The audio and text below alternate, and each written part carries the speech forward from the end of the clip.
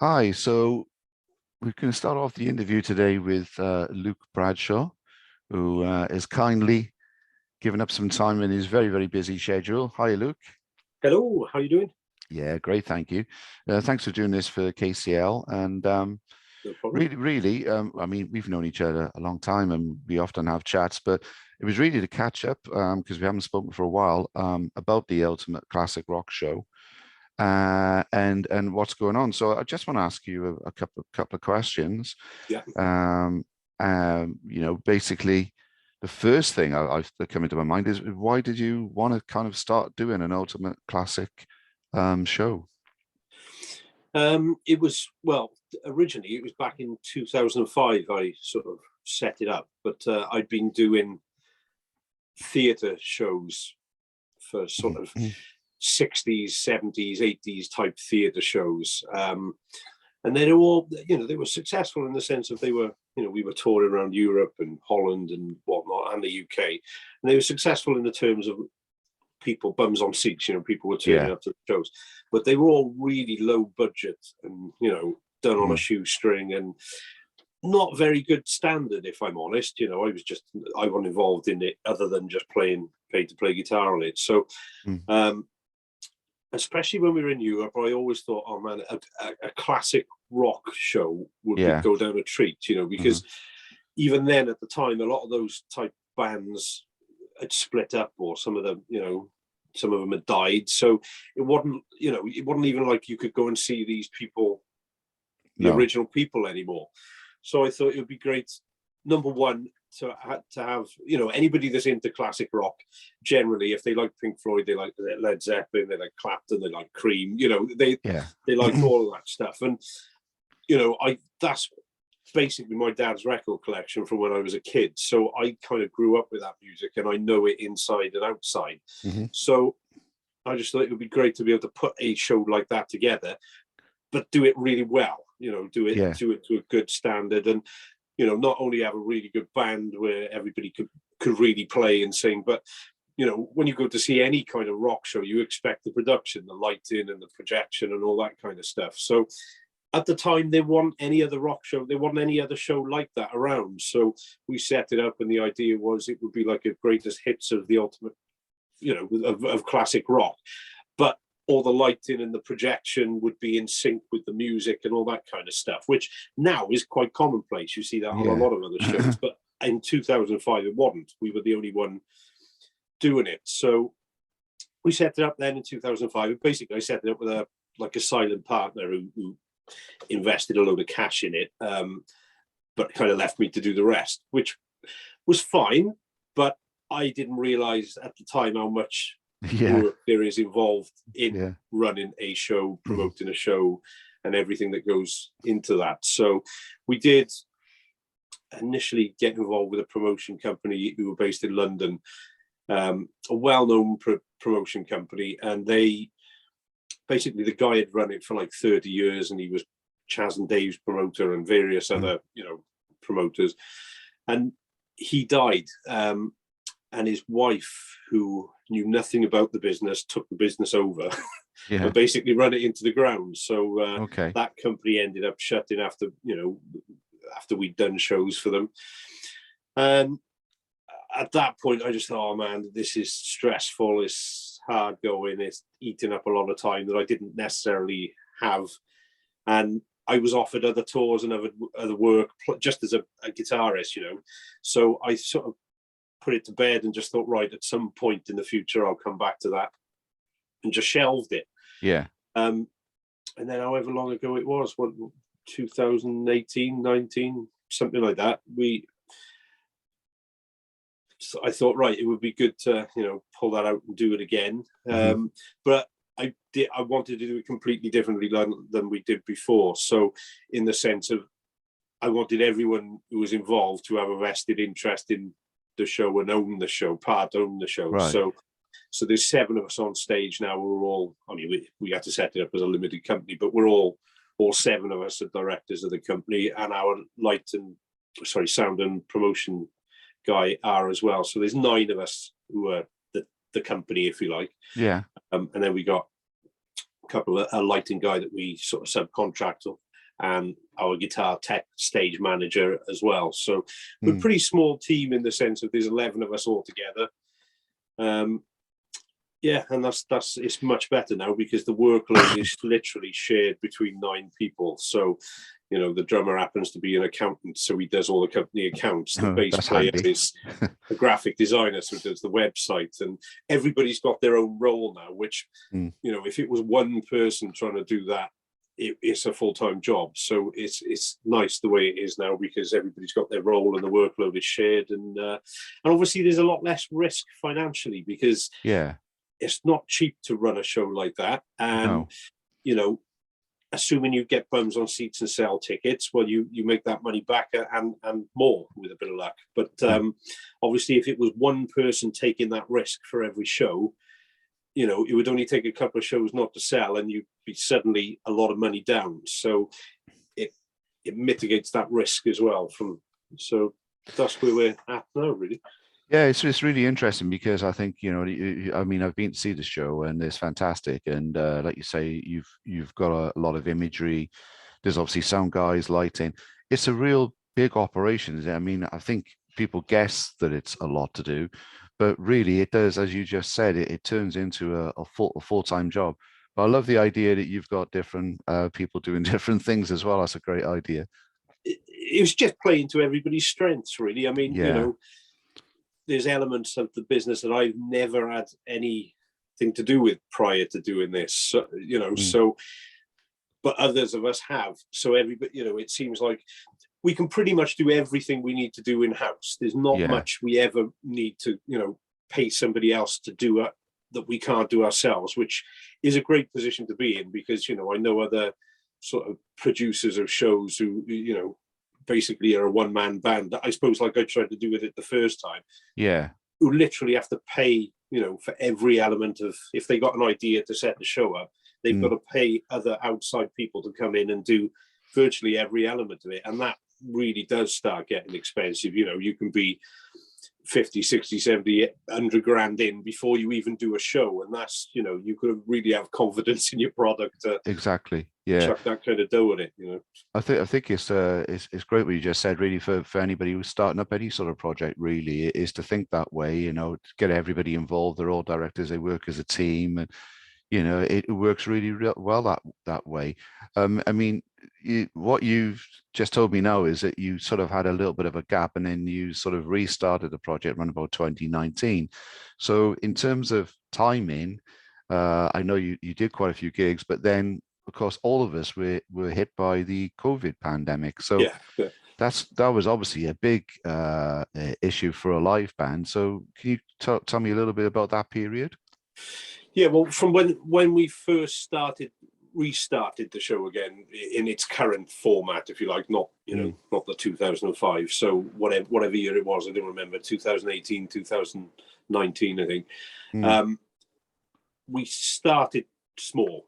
Basically, we started with the 7 of us. It wasn't even a company to start with. We started with the 7 of us on stage, hired in sound, hired in lighting, and we literally just booked 2 or 3 Welsh theatres, and we thought, right, well, let's give it a try. We'll dip our toe in, and they went well. You know, the first 2 or 3 shows didn't particularly sell great in the sense that they weren't sellouts, but they were probably, I don't know, half full. You know, every venue we did was half full, so we ended up more than covering our costs on them.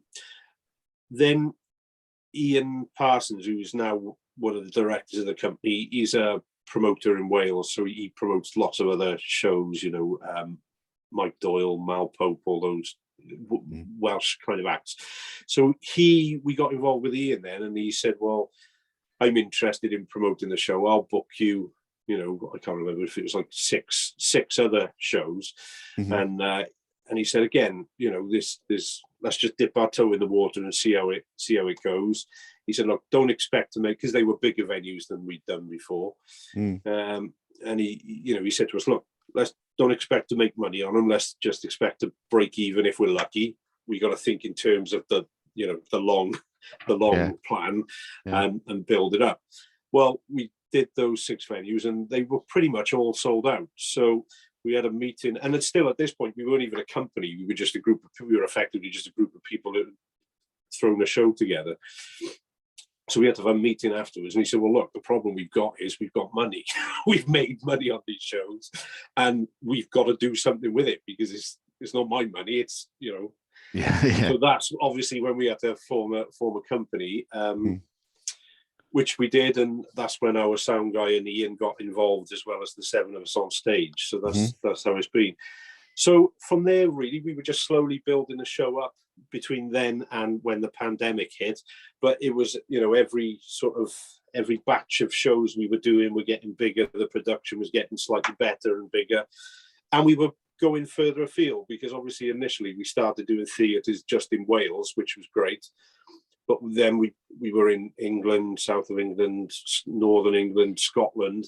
And we were on a big run of dates, literally just as the pandemic hit.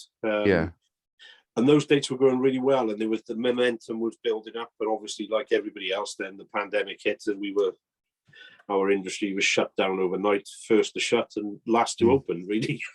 And we, same as everyone else, we didn't really have any help from the government in that period. So I mean, we were lucky in the sense that we didn't really have any wages to pay anybody. We could literally just press pause, and it wasn't costing us any money. No. And then obviously when everything opened back up, we could just press play again, and we, a quick rehearsal, and we were back on it and out straight back out on the road again last September. So I suppose a byproduct of it, obviously it's not great that you're not performing live, but a byproduct of that was you had a little bit of time to fine tune the show and make some adjustments. Yeah, well, I mean, initially, obviously, when the first lockdown hit, we were all thinking, panicked phone calls in the first week. Oh shit, we better, reschedule next week's shows, and then maybe the week after's. We were thinking, 3 months tops, and we'll be, this will all be over. Well, obviously 18 months down the line, and everything's still shut.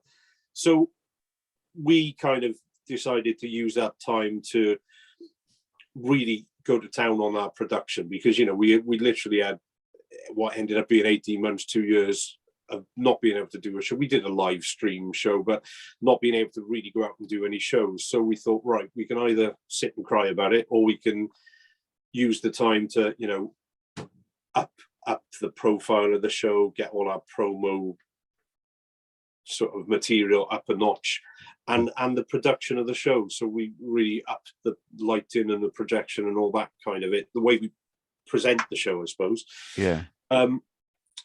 So when we went back out then last September, the show looked and sounded better than it's ever looked or sounded, because obviously we used that time to and it's still, we're still tweaking it and fine tuning it and changing the set slightly.